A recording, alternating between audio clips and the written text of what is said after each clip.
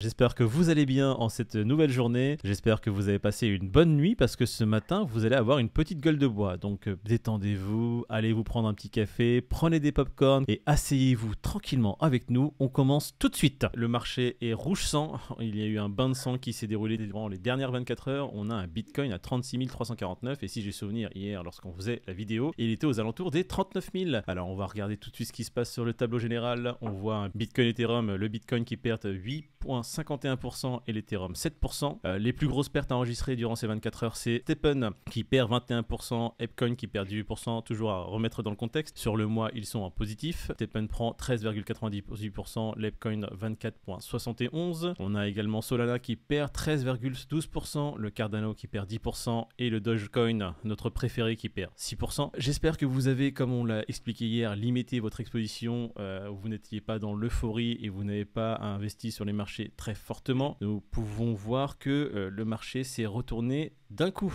On va parler un peu de STEPN parce que STEPN qui perd 21,17%, ça m'étonne pas trop. Pour être sur Twitter et voir tous les influenceurs en parler, je peux dire que STEPN a quand même un gros budget marketing et des gros community managers. On peut dire qu'ils arrosent bien la communauté pour qu'ils parlent d'eux. J'en vois plein qui ont de belles facettes et qui en ont encore plein la... Je vois des baskets partout depuis un mois et ça commence à me gaver. Et puis moi, je ne marche pas. Donc, Moi, je suis en voiture, c'est bon. Bon, je suis juste aigri, j'ai loupé le lancement, donc je suis pas dedans. STEPN qui, en fait, les influenceurs qui mettent oui, giveaway, STEPN, c'est génial, quand je marche, je gagne de l'argent, etc. Ces gens-là ont quand même des communautés qui ne sont pas encore aguerries sur le marché des cryptos et surtout des NFT. Et plein de gens ont dû rentrer sur STEPN en pensant qu'ils allaient vraiment faire beaucoup d'argent. Et ces gens-là, aujourd'hui, vont se réveiller avec une belle gueule de bois. On passe tout de suite aux courbes. On va voir ce que fait le BTC. On va prendre déjà la tendance daily. Alors voilà la belle bougie rouge. Hier, tout le monde était dans l'euphorie. On disait à tout le monde de se calmer, de rester serein et de limiter son exposition. Pourquoi? Et ben...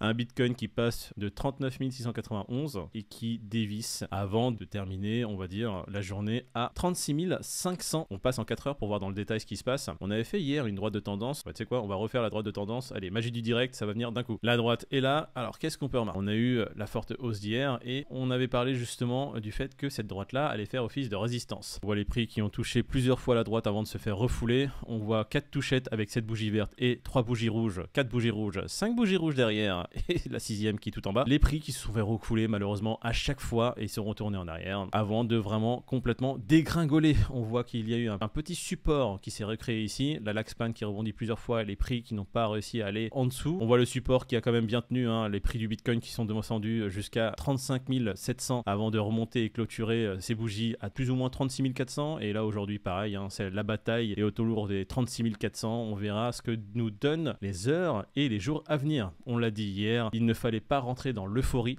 D'accord, il fallait rester serein, il fallait garder du capital et ne pas trop être exposé. On va regarder la tendance à la semaine. Voilà pourquoi la Laxpan a rebondi sur le 4 heures. On ne comprend peut-être pas sur 4 heures parce que... Mais quand on se met en semaine, on voit qu'en semaine, il y a un beau support, vous le verrez, à 36 000, 36 500. Un support qui est fait sur la semaine reste quand même assez fort et jusque-là, ça tient. Pour les gens qui sont rentrés sur le Bitcoin hier à 38 000 en se disant, bon, ça fait un an qu'on est en range aux alentours des 40 000, ça devrait aller, je l'ai quand même eu un beau prix, vous vous réveillez aujourd'hui avec une gueule de bois, je n'ai qu'un conseil à vous donner, ne vendez pas.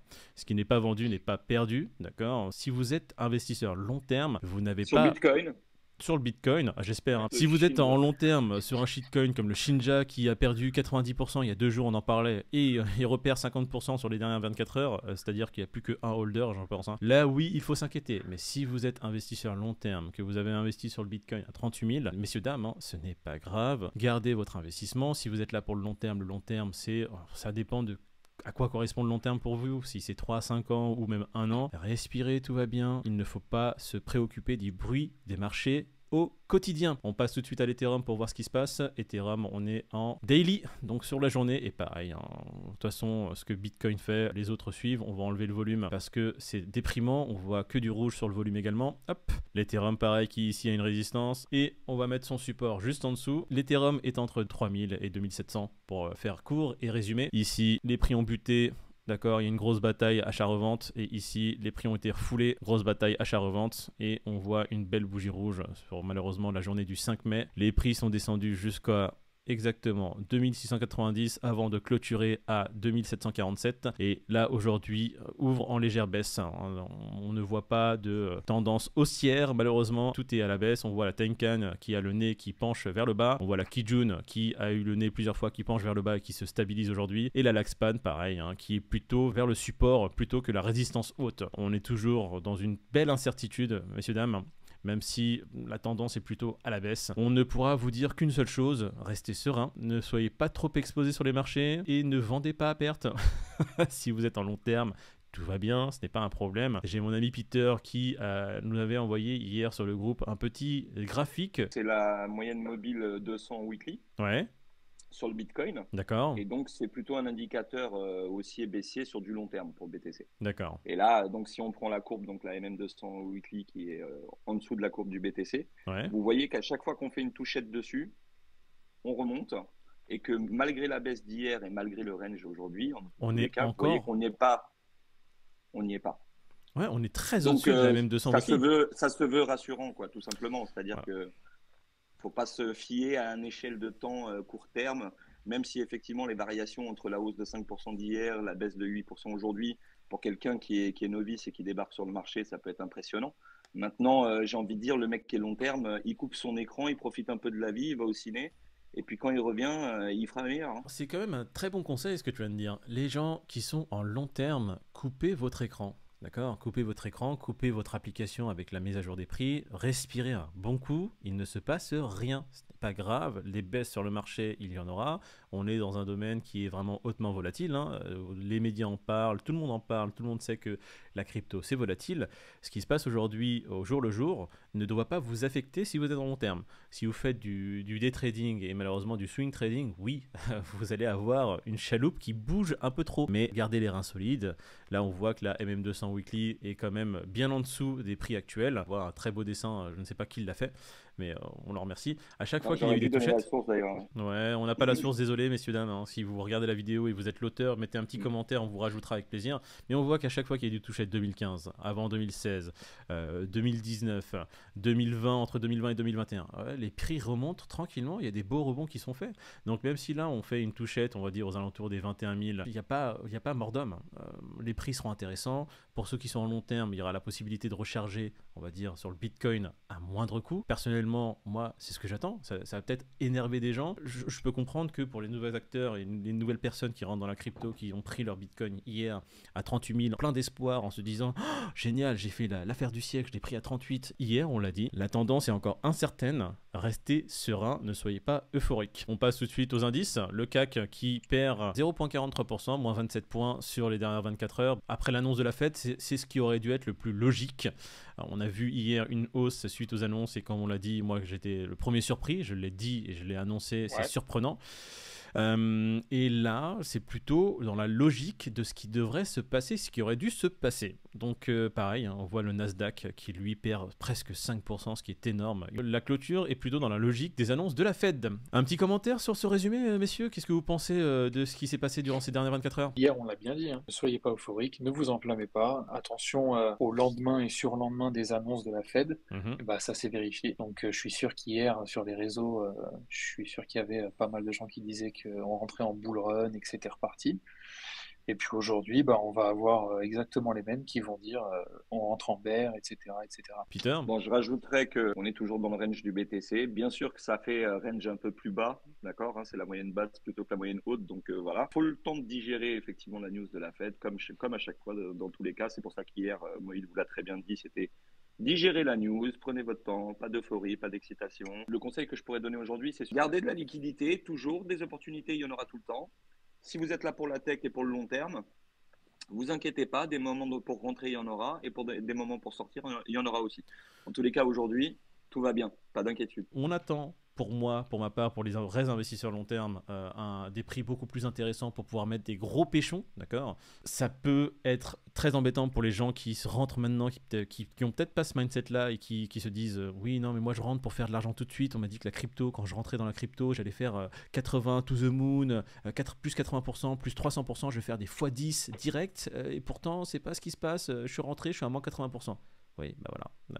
Le mec qui est rentré là à 38, Il a qu'à penser à celui qui est rentré à 68 il n'y a pas longtemps. Oui, mais c'est vrai. Exactement, bien sûr. Voilà. Celui qui est rentré le 18 mai au top du top et qui, le lendemain, s'est retrouvé avec une gueule de bois phénoménale. Typiquement, là, ce que tu viens de nous montrer, c'est que le gars qui est rentré à ce moment-là, il peut plus rien lui arriver psychologiquement. Voilà pour ces belles courbes et ce beau marché qui est rouge sang. Si ça vous a plu, n'hésitez pas à nous le notifier en commentaire, à liker cette vidéo et à vous abonner. Si vous voulez nous faire plaisir parce que ça vous fait plaisir de nous entendre tous les matins, n'hésitez pas à le montrer, c'est gratuit. Voilà messieurs pour les news sur comment garder les reins solides si on est en long terme et si on est en swing trade et un day trade, on est juste là à prier, hein, d'accord? On va les laisser prier. Et on va passer directement à l'indice préféré des internautes, le Crypto Fear and Greed. On va recharger ça pour voir ce que ça donne.